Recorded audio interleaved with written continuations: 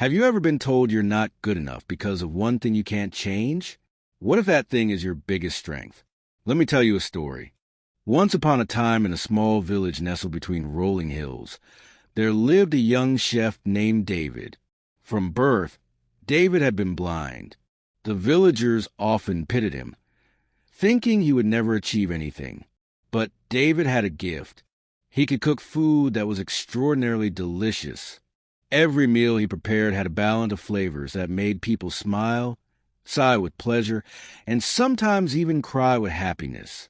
Despite this gift, David lived a lonely life. The other village chefs did not appreciate his talent. They mocked him every chance they got. "Look at David," they would sneer. "He can't see. How can he cook properly?" Sometimes they would hide his spices or swap sugar and salt when he wasn't looking. Other times, they laughed when he tripped over a stool or spilled a bowl of soup. Each word a mockery, and every prank cut deep into David's heart.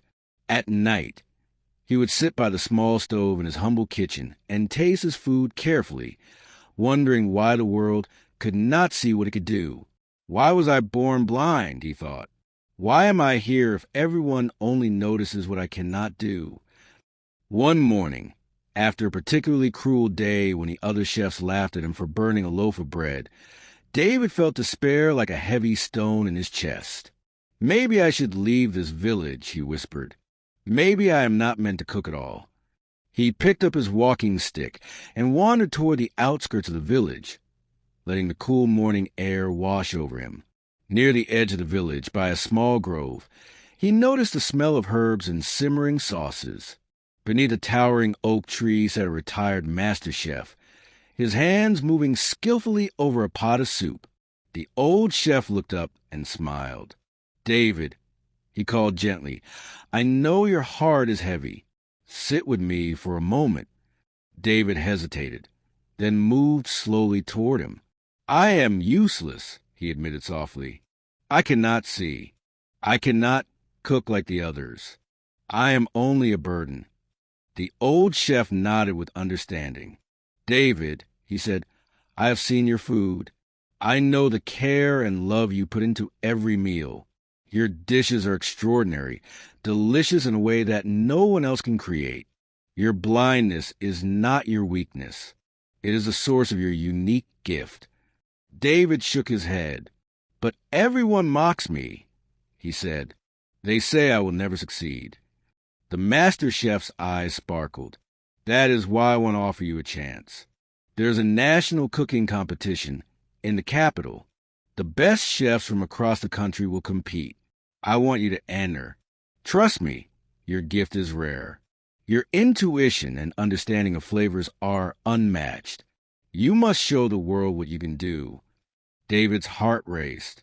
A competition? Could he really do it? David packed his few belongings and traveled to the capital with the old chef guiding him. The journey was not easy. One night, they stayed in a small inn where a chef from another town tried to discourage David. "A blind chef? You'll never survive in a competition," he sneered. David simply smiled, tasting the small meal he had prepared with leftover ingredients. It was rich, balanced, and deeply satisfying. Even the harsh chef could not hide his surprise. Another day, while practicing for the competition, David accidentally dropped a pot of soup. It splashed onto the fire and filled the kitchen with smoke. He panicked, thinking he had ruined everything. But instead of giving up, he felt the textures, smelled the remaining spices, and slowly recreated the soup from memory.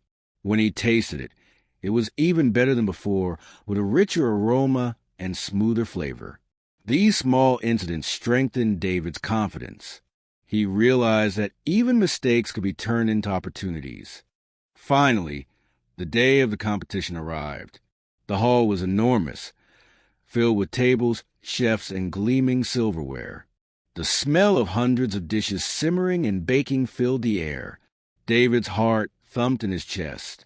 The other chefs, especially Victor, a proud and arrogant chef, laughed when they saw him. "A blind boy? How will he cook anything worth tasting?" Victor whispered to the judges, hoping to cast out. The competition began. Each chef was given a basket of mystery ingredients. Victor immediately tried to sabotage David by switching the spices and hiding herbs. David felt the disorientation immediately. Some ingredients were missing, others replaced. Panic rose in his chest, but he took a deep breath, closed his eyes, and listened to the ingredients. He touched them, smelled them, and trusted his instincts. He improvised. A missing herb became an opportunity to create a new flavor. The wrong spice ratios were balanced by adding complementary ingredients. The heat of the pan, the aroma, the texture, all guided his hands. Slowly, David prepared a dish that no one could have imagined. A perfect harmony of flavors, delicate yet bold, comforting yet surprising. Just as David was about to finish, disaster struck. A rival chef knocked over his sauce, spilling it onto the floor. David froze, feeling the despair of the village days return. But then he remembered the old chef's words. Your blindness is your strength. Trust your heart. With trembling hands, David salvaged the remaining ingredients. He combined them in a new way, creating a second version of the dish. It was different from the first, unexpected, yet somehow more extraordinary than he imagined. The judges, who had been skeptical at first, now watched in amazement. Every bite they took was met with wide eyes, delighted murmurs, and finally, tears. They had never tasted anything like it. Even Victor, proud and arrogant, could only watch in disbelief. When the results were announced, David was declared the first prize winner. The hall erupted in applause. The same chefs who had mocked him now bowed their heads in respect. David had shown them that limitations could hide extraordinary strengths. The old master chef placed a hand on David's shoulder. See? Nobody is perfect, David. Even those who seem strong and capable have weaknesses.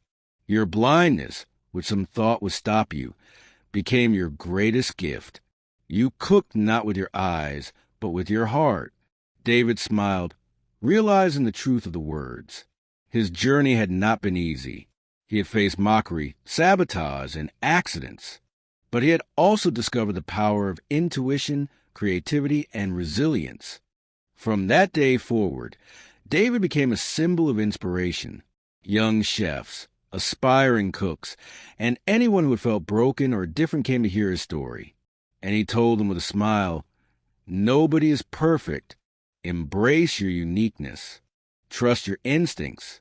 Your struggles can become your strength. Your differences can become your gift.